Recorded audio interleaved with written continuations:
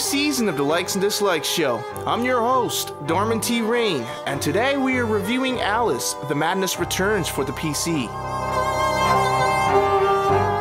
Alice first popped up in 1865 from a novel written by Lewis Carroll, and since then there have been other books, comics, and movies based on this fictional world. The latest rendition of a movie based on Alice in Wonderland was created by Tim Burton in 2010. This game carries Tim Burton's interpretation with his fucked up, twisted, beautiful artistic style of a classic novel, but is not made by Tim at all. The game studios that took care of this project was actually Spicy Horse, with EA as a publisher.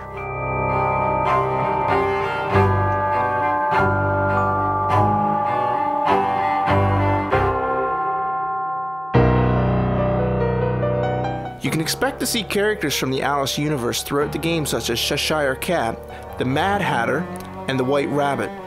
It brings a sense of familiarity to the game.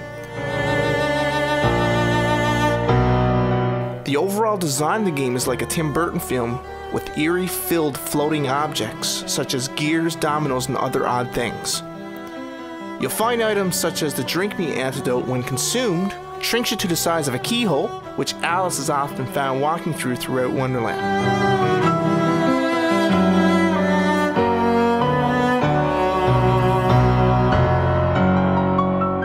I don't want to be giving away much of the plot as I've been giving you spoilers. The game does take place shortly after its predecessor's release, so if you're familiar with that game, you should be ready for this one.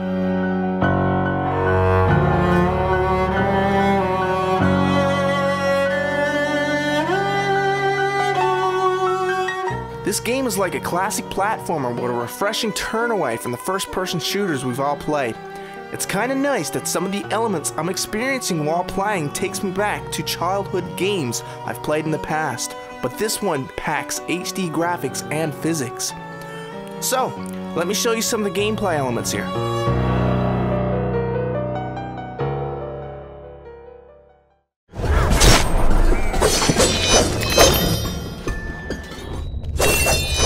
You start out with a simple knife, but your weapons are upgradable by collecting teeth throughout the game.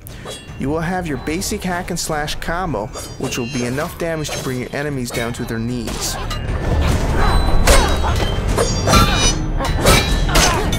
With some enemies you will have to time your attacks. They'll have ways to protect themselves with armor which can be broken off with a carefully timed attack. But if you time it incorrectly, you will find yourself one rose down on life.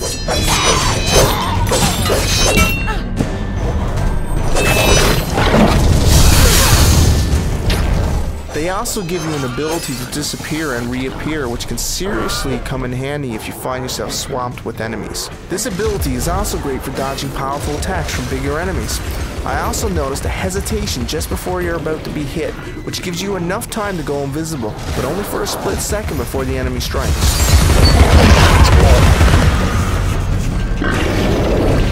Later in the game, you'll receive an umbrella, which will allow you to deflect things tossed at you. But it doesn't work for everything, and I found that the invisibility works better for dodging.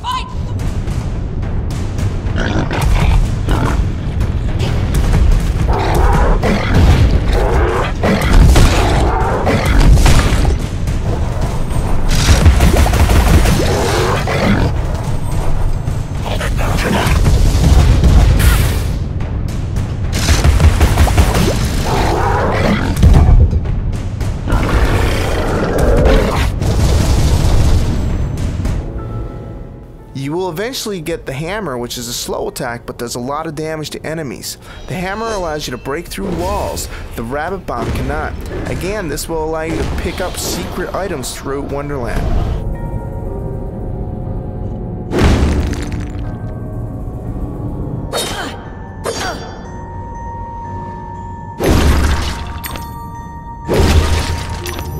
One of the other things I'd like to point out is this game has small mini-like games. Sometimes you'll be sliding down a slippery surface, while other times you'll be playing an old school shoot-'em-up.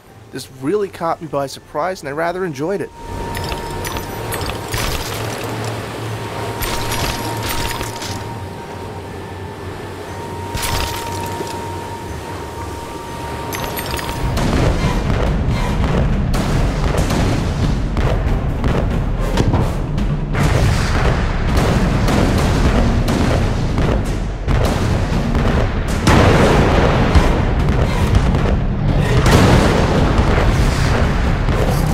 As you collect teeth, you'll use them to purchase upgrades, but I would spend them wisely because I found them hard to find throughout the game.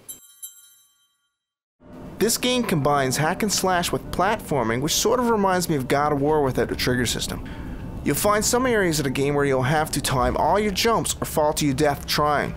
I only died a few times, but like any skill game, the sequence is easy to learn.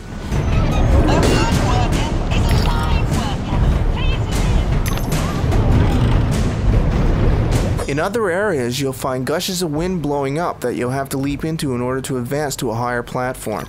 Sometimes you'll have to jump from one of these gushes of wind to another in sequence to get to where you need to go.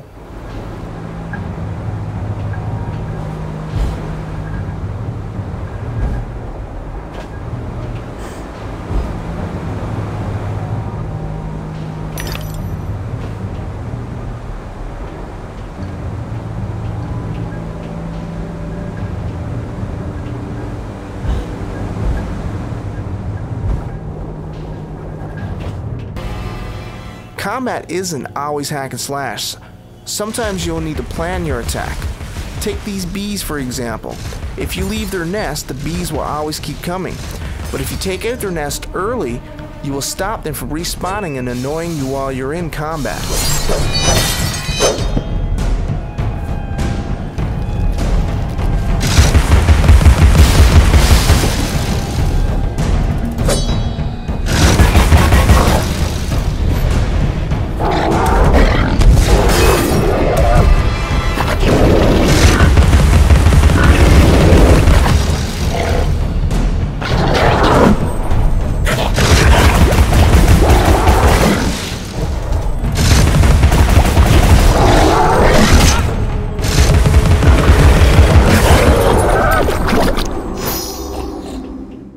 This game is not an open world game, but it has enough hidden secrets to keep you searching around in each level.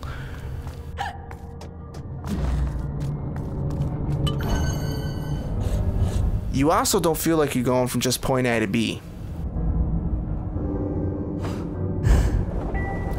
Some levels have traps that can kill you instantaneously. This just adds to the platforming element.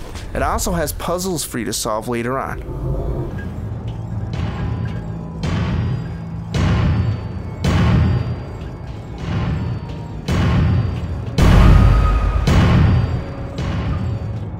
You can jump up to 3 times while you're in the air to extend your jump just a little, and if you hold the jump button, you will glide. This will help you get to the out-of-reach places you thought were impossible to reach. The camera in the game can sometimes hinder you from what you're trying to do. Sometimes placing a rabbit bomb on a switch to hold it down will trigger a quick active cutscene, which will enable you to view your next task. But because the rabbit bomb is on a timer, you need to act quickly. The camera stays too long pointed at your next objective, and you find yourself unable to do the jumps because of an awkward view, and you fall to your death. I've made more graceful entrances. I suppose I must be grateful nothing's broken. One of the game's biggest things graphically that stands out is Alice's hair. It's using physics and I'm very impressed with the look of it. There aren't many games that do this sort of thing in-game, but as time moves on, I'm sure we can look forward to it in more games.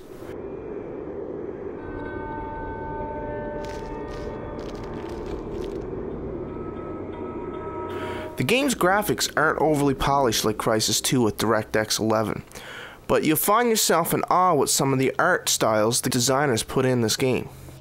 Appearances, as you know better than most, can be deceiving, Alice. Much has changed since your last visit.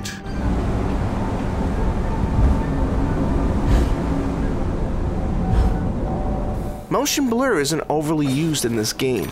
Sometimes I find other games using it way too much. They're also using a nice HDR lighting system which blends the objects with the background nicely. They don't have this cranked all the way up as to take away from the gameplay. The draw distance in this game is nice as well. I'm only running the Vega 460 GTX 768MB model, and I can crank everything while holding 30 frames per second. I have yet to find any major flaws in the coding in this game as well.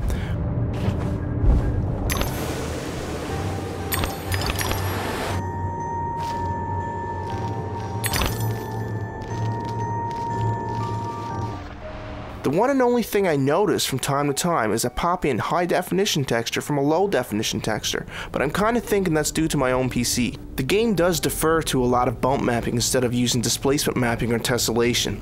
I think this is the main reason I can hold 30 frames per second at 1080p.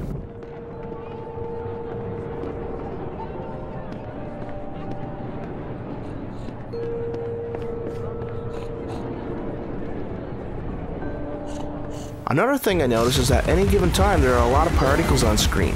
You'll have smoke, sparks from hitting enemies, butterflies from Alice using her vanish ability. There's something that really does stand out about this game graphically.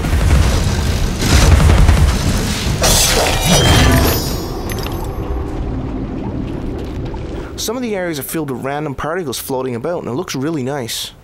So I'm just going to let you sit back here now and watch some of the graphics and let it speak for itself. There's no time to waste. There's no time at all.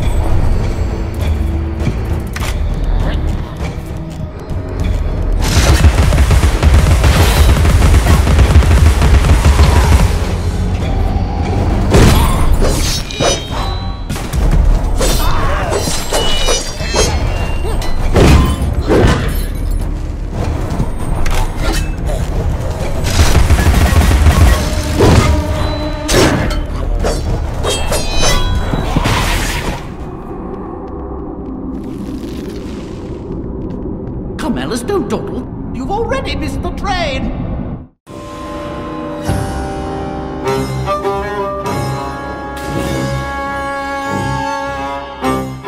The music in Alice isn't anything great, so you won't be hearing anything as epic as the Zelda theme or any of the Final Fantasy themes.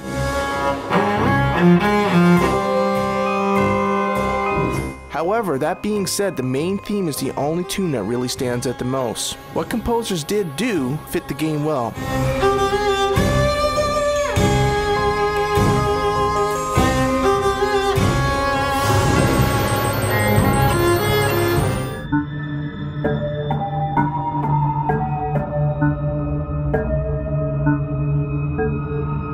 Most of what you're going to hear throughout Wonderland is very subtle. This does not take away from the experience at all, and complements the game's style.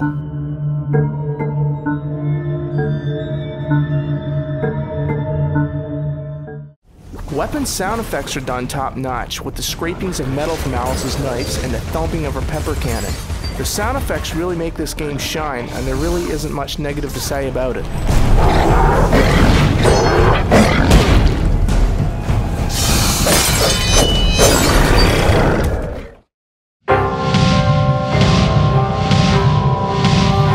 That's my review of Alice the Madness Returns. Stay tuned next week when I review Red Faction Armageddon.